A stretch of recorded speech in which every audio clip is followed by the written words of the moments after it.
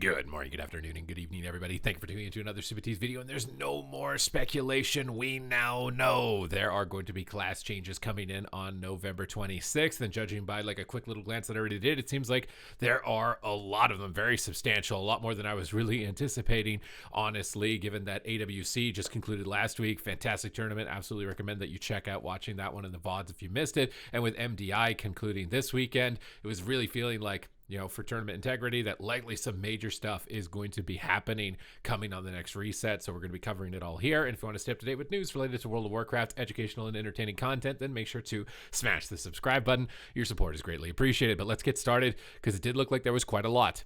For Blood Death Knights, are they nerfing them? It doesn't look like it, so this is kind of scary. Developers notes, the tuning updates done to Deathbringer hero talent tree at the beginning of the patch have notably affected Blood's output more than Frost. The damage effects of the Keystone and the Capstone talents are being increased to make Deathbringer a more competitive choice once again. So Deathbringer's Reaper Mark initial stacking increased by 25%, Deathbringer's Exterminate damage is increased by 25%, and Deathbringer Wave of Souls damage increased by 25%. I think it's really good that they're doing this and looking at hero talents specifically, because, one thing is spec balance, but then now we got hero talents, in between that as well. It's like, do both of the hero talent tree builds feel good? Enhance with Stormbringer, enhance with Totemic, and this type of debate as well. So I don't know if this will replace Sanguine and PvP for Blood DK, because I think the scaling strength towards your Death Strike is the main reason you're playing that one. But it kind of depends on what these numbers hit for, I think, as to whether or not it could be good. We'll have to see if the PvP changes specifically address Blood DK at all, maybe to compensate for these buffs. But I think these types of changes are good for the game as a whole, for equalizing out the hero talent trees. For Frost Death Knight, you guys are getting some attention. Frosty Case, you guys are on the notes. Developers notes, we are looking to increase Frost single target damage while bringing down their AoE damage to help create a healthier damage profile. Obliterate and Frost Strike are getting 12% damage buffs. However, Breath of Sindragosa is getting a 10% damage reduction. Now, in PvP, you weren't running that as far as I know. So this is just flat out 12% more damage than your main abilities. So that's a big one. Unholy DK, not receiving any PvE changes. We'll have to see if there are any PvP specific ones. For Resto Druid, you're getting a Swift Mend healing buff by an increase of about 25%. I do wonder if this has inner synergies with existing Resto Druid talents towards Swiftmen that might also be double dipping into increasing its viability. But I think that's fair, targeting some of their healing, obviously, and we'll see on the PvP section if there's any more to add on to that, but I think that's fine. For Feral Druid, Rip, Rake, and Rampant Ferocity are getting a 10% damage buff, but not in PvP. So the Feral Druid likely is underperforming in PvE, so it's getting buffs, but obviously in PvP it doesn't need them, so this makes sense. Apex Predator's chance to trigger against multiple targets increased slightly, and I think, isn't that the Rip triggers Ferocious Bites? That could get really scary in PvP if that is what this is. I think that's what it is, so a bit worried about that one. Druid of the Claw, again, hero talent balance here for Feral, especially in PvP. Like, everyone's playing Wild Stalker, so curious to see for this. Druid of the Claw, Strike for the Heart, increases the critical strike chance and damage of Shred, Swipe, and Mangle by 15%, up from 10. So 5% towards some of your builders. Probably not a huge deal. For Guardian Druid, Druid of the Claw is also receiving the same buff. Strike for the Heart increases the critical strike chance and damage of Shred, Swipe, and Mangle by 15%, up from 10. If this was Ferocious Bite, then that would be pretty gnarly. Like, crit strike and damage would be a big modifier, but I think it's because it's on the builders, it's not as big of a deal. For Survival, developers note, Survival has found a lot of success with its 11.0.5 update to Merciless Blow in concert with Pack Leader's Bleed synergies. We're adjusting it slightly to ensure the build is still competitive, but not quite as dominant. That just sounds like we're nerfing it, and this is the euphemism for we're nerfing it. We don't want you guys to get upset. Merciless Blow damage reduced by 15%, but not in PvP. Pack Leader Vicious Hunt damage reduced by 20%, but not in PvP. Mage, developers notes, Frostfire is still underperforming for both Frost and Fire. We're targeting buffs to Frostfire's various procs and providing a more substantial throughput buff via Fire's Mastery's haste value. So this is one of the biggest problems between hero talent trees, because nobody's playing Spellslinger Mage in PvP. They're all playing it in PvE, though. And no one's playing Frostfire in PvE, but they're all playing it in PvP. So how do you balance these two against each other? Curious to see. Developers notes, Fire has been underperforming in single target damage and could use some help. Rather than distribute this bonus through a myriad of spells, we're opting to put most of our budget into Pyroblast to ensure this spell is keeping pace with the rest of Fire's kits. Fire's Mastery now grants 2% haste up from 1. That looks like it's going to be going into PvP. Frostfire Isothermic Core Comet Storm effectiveness increased to 200% from 150. I think it makes sense. Frostfire for fire, at least.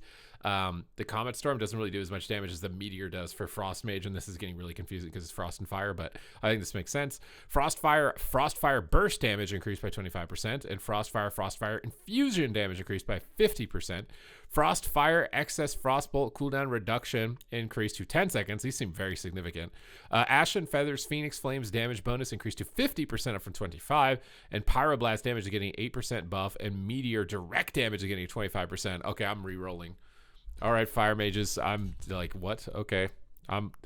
Frost is also getting buffed, though, so I'm curious. Oh, but okay, so Frost is not getting these changes in PvP, but you guys got Fire, okay? For Frost Mage, they're doing the same change. You get 2% haste, but not in PvP. Frostfire Isothermic Core Meteor effectiveness increased to 150 up from 100, but not in PvP. I think it makes sense. The Comet Storm is already hitting that hard for Frost, like I was just saying.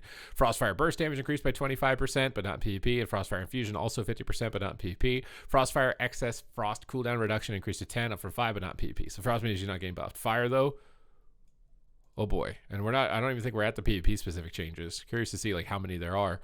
For Windwalker, Conduit of the Celestial, Strength of the Black Ox damage increased by 100%. Flight of the Red Crane damage increased by 100%. And Courage of the White Tiger damage increased by 35%. Still has the problem of splitting onto pets in PvP scenarios, but these numbers seem massive. These seem even more massive. Fists of Fury gets a 20% damage increase. Blackout Kick gets an 8% damage increase. And Flurry of Zwen damage increased by 40%.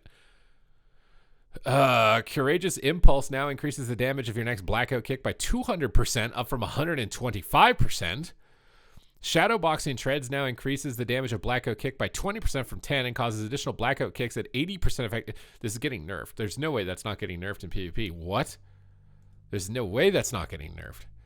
We're looking to increase Windwalker's overall performance in AoE and single target through targeted adjustments to a few baseline spells, as well as to push some underrepresented talents for increased build diversity. Now, I do know Windwalker monks in PvE were complaining about being really bad, so I'm not surprised to see these numbers for PvE specifically, but not seeing any sort of PvP counteraction to some of these like Blackout Kick modifiers. I feel like these things are going to start getting really crazy, like BM100, bugged pet damage crazy. So a bit concerning. For Mistweaver, Conduit of the Celestials, Courage of the White Tiger damage increased by 35%. The damage of it, I mean, in Mythic Plus maybe that matters. In PvP, I don't think it's going to. For Prot Paladins, Lightsmith, Divine's Inspiration's chance to proc an Armament decreased by 50% for protection. Lightsmith Divine Guidance damage reduced by 20% for Prot Specialization, and Lightforged Reckoning damage reduced by 15% for Protection Specialization. Refining Fire damage reduced by 10%. So Prot Paladin is obviously doing really well in PvE because it's getting pretty substantially nerfed on Lightsmith, and they're likely trying to etch you a little bit more towards Templar instead. So I think, again, in the right direction of trying to equalize the hero talent trees and at the same time balancing out tanks. Holy Priests, you're on here, and your Holy Words are getting a 25% buff. We're seeing Sanctify and Serenity. So those are very big. Holy Priest, Fire Mage, Windwalker. You guys are making a comeback right now, it seems like. For Rogue, developers notes, Deathstalker as a hero talent choice has been underserving Subtlety compared to the alternative choice of Trickster, especially in AoE circumstances. Black Powder is used for more frequently as Deathstalker than as Trickster and is receiving a sizable damage increase. Additionally, Deathstalker's plague damage effects are being increased for Subtlety only to better align the overall contribution of each hero talent choice. So Deathstalker, plague damage, that's a buff for Sub-Rogue. And I think this is like a healthy thing to go out buff as well for PvP because it's a little bit more sustain oriented. And then Black Powder is also getting 20% buff, which makes me wonder if Trill's like PvP AoE builds that he plays in tournament would, pop up at all as a result of this. For Elemental Shamans, ooh, what is this? We're seeing some Farseer buffs here, guys. Chain Lightning from Ancestors increased by 30%. Lava Burst from Ancestors increased by 15%. I cannot believe that's not getting nerfed in PvP. Farseer Latent Wisdom now increases Ancestor damage by 25% up from 20%. And Farseer Routine Communication now has an 8% to trigger up from 5%. Farseer Maelstrom Supremacy now increases the damage of Earthshock, LE Blast, and Earthquake by 15%. I can't believe at least that didn't get nerfed in PvP. Earthshock does not need to hit 7% harder. Oh my god. Some of these specs, like, I'm a bit worried. And Resto Shaman is getting Farseer buffs, but not towards their healing. I'm really hoping that's in the PvP changes. But your Chain Lightning ancestor damage is getting increased by 30%, and your ancestor's Lava Burst damage is getting increased by 15%. For enhancement, developers notes we're reducing the power of Maelstrom weapon spenders to enhancement to lower their overall damage output. All Maelstrom weapon spender damage reduced by 8%, but not in PvP. So this is good. Enhance has been overperforming in PvE, but it's it's just decent in PvP. So this is the type of thing that I was expecting maybe a little bit more of from some other specs. Warriors. Developers notes, Colossus warriors are meant to be innately tough and hard to kill, so we're increasing their overall resilience. This is particularly aimed at helping level the field between Mountain Thane and Colossus for protection warriors, more passive resistance for Colossus versus Mountain Thanes, more active mitigation. For arms, Colossus Mountain of Muscles and Scars now reduces damage taken by 5%, up from 2.5. Colossus Dominance of the Colossus now causes enemies damaged by Demolish to deal up to 10% less damage to you, which I think was the right direction for arms. Survivability is like the main issue, at least in PvP. So this is like a nice like in tandem change where it's helping both parts of the game. And then prop warriors getting the same thing with muscles and scars, reducing damage by 5% from 2.5, and enemies with demolish will do 10% less damage to you. Now PvP specifically, Blood DKs, Blood Death Strike damage getting nerfed. Okay, you guys aren't getting those. Now maybe you're going to switch. Now you're maybe switch to the Deathbringer because they're nerfing the Death Strike build. And Unholy DK, they're buffing Festering Wound damage by 15%. And buffing Fester Might to 65%, up from 50%. So, more of your overall sustained rotation. They didn't target Death Coil, but it's ultimately probably going to be about the same thing. And again, a small tweak and increase to them, I think, was needed. For Havoc Demon Hunters, Havoc sustains damage outside of cooldowns has been notably low, so a few related skills are getting damage increases. Immolation Aura is increased by 20%, Demon Bite increased by 18%, Demon Blade damage increased by 18%, and Fell Blade damage increased by 20%. Now, the only thing that I don't really like about this is that these are all passive. And does that double dip? Because Demon Bite turns into Demon Blade, right? Is that a 36%? I know they're not additive. Bit worried about this being all passive. Some of it's not really that big of a deal, like Immolation Aura. I don't even think the Fell Blade is. It's mostly the Demon Blades increase. But it does still focus around like needing to maintain uptime. But they buff the builders as opposed to the spenders in this instance, which is a bit interesting. Curious to see if it plays out and makes them more viable. They definitely were a spec that needed some attention. For Resto Druids, Symbiotic Bloom's healing has been increased by 25% PvP combat. So there's overall healing increase and increase to your Swift Mend. Those are nice. For Marksmanship's damage has been lower than we'd like in general. In particular, their effectiveness against casters has not been shining, so we're putting more power into their physical-based abilities. Black Arrow damage increased by 12% PvP combat. Aim Shot damage increased by 15%, and Rapid Fire increased by 15%. I think those are all in line, and they make sense with the fact that they removed that passive from the hero talent tree, so I think this works. For Arcane, interesting. You got an essay here, Arcane Mages. We're shifting Arcane's damage profile a bit away from burst damage and into their consistent damage, and increasing the effectiveness of Sun Fury to increase hero talent diversity. These are all really good goals. Sun Fury Spellfire Spheres now increase 2% of your spell damage to PvP up from 1%. And Lingering Embers grants 2% increased spell damage up from 1%. Sun Fury, all Arcane Phoenix damage increased by 20% in PvP. The Greater Power Blast and Arcane Surges are not increased. Sag. Arcanosphere is getting a 40% damage increase. Arcane Surge is now only going to do 20% damage, down from 25. Arcane Missiles is getting a 10% damage buff. Arcane Blast is getting a 10% damage buff. And Arcane Barrage is getting a 15% damage buff. Arcane Bombardments now increase Arcane's Barrage damage by 20%, down from 40. So trying to make you, I feel like it's still kind of the Touch of the Magi window. You either have Touch of the Magi and you're doing stuff, or you don't, and then you feel like you're not really doing a lot. Maybe this is enough to compensate you outside of the Touch of the Magi window. It definitely helps you during the Touch of the Magi window. That's for sure. And I feel like any buffs is definitely better than nothing. For Fire Mage, you got the Omega buffs up top. So what's going on with this? Sun Fury is going to get you 2% increased spell damage up from 1%. This is trying to equalize the hero talent trees because I don't think anyone's playing Sun Fury. Sun Fury Lingering Embers grants 2% increased spell damage from 1%. And all Arcane Phoenix damage increased by 20%, but not Greater Power Blast or Arcane Surge. So fire, I think definitely is getting out, like, you're eating really good after all this.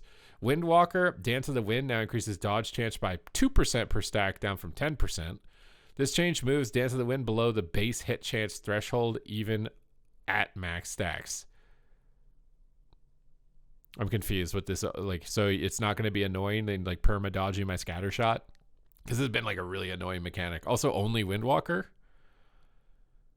Or Mistweaver too? Because Mistweaver has been like really annoying to try and stun. I'm a bit confused by how much of a big deal this is. going from 10 to 2 because it just seems like your RNG is going to be a little bit worse. So maybe it might even be worse because now you can't guarantee proc it with like an auto attack and then do your CC. You might auto attack a few times and it doesn't go away, but then it RNG and hits the CC. I could see that being frustrating. Retribution Paladin, eye for an eye damage increased by 50% in PvP combat. So again, trying to deter people from targeting the reds, giving them some more reflected damage. Mind Games damage and healing reversal increased by 40% for Priest. That's a big number. And Holy Priest getting Omega buffs. You got the buffs to your spenders, now your builders too. Flash heal 10%, heal 10%, powered life 10%. Is that enough to... I think you do play it as Holy, but Disc has kind of dropped it off and they don't really play it anymore. But I think it's good to buff the healers right now that are underperforming. Elemental additional lava bursts from Primordial Wave now deal 25% of normal damage down from 50. Okay, so you guys aren't getting away with just getting buffed on your ancestors. That's a big nerf to your burst window. But your Chain Lightning is going to do 10% more damage. Your Lightning Bolt is going to do 10% more damage. That literally only really matters during Stormkeeper or if you're Stormbringer. Earthshock's getting a 15% damage nerf. So that's somewhat compensated by the buff. I think overall, though, it's probably doing less. And Lava Burst got a buff. So they're taking damage out of Earthshock and putting more into Lava Burst, trying to get away from the one-shots and more sustain. Charged Conduit now increases the damage of Lightning Rod by 50%, up from 25. And Storm Elemental's haste bonus is now 50% more effective. So this is a lot of buffs towards Stormbringer, Ellie Shaman. Could definitely be worth checking out. And a redistribution of damage from Earthshock to Lava Burst for Ellie specifically, which is a lot because you got the Ancestor buffs on top. For Resto Shaman, they're buffing Lava Burst and they're buffing Flame Shock. I really don't think Resto Shaman needs more healing so it can actually press damage. That's the problem with Resto Shaman. You just don't have time to ever do damage. Like, you're just constantly spam healing trying to keep people alive. So, kind of just meh for Resto Shaman, honestly. For Affliction, they're buffing Hellcaller. Blackened Soul damage increased by 15%. Mark of Puro Tham now increases the critical strike damage of Wither by 25% from 10. And Zaram's Resilience is now 60% more effective in PvP combat. I think that's survivability, isn't it? I think it's like a self-heal or something.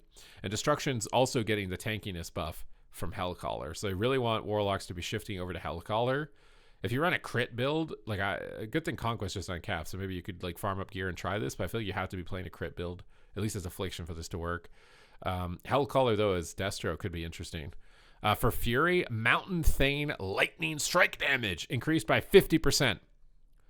I don't know if that's enough to lose Slayer, bro. The execute stacks on your Bladestorm are pretty juicy, but maybe like against double melee or a lot of stacked up enemies, if this damage gets scaled up high enough, like this could end up being like a really good sustained AoE build against stacked up targets, but probably like seems pretty lackluster compared to some of the other buffs for the classes. But that's all the changes here. We got it covered. Holy Priests are eating really good. Seems like Resto Druids, again, some nice ones as well. Resto Shaman, I'm sorry, guys. Like, you guys are bottom of the barrel after this. There's no doubt in my mind. Resto Shaman, like, you guys are going, whoop, you're down there. And Windwalker and Fire Mage are... Okay. But thank you guys very much for tuning in. Hope you guys enjoyed the update, and I will see you in the next one.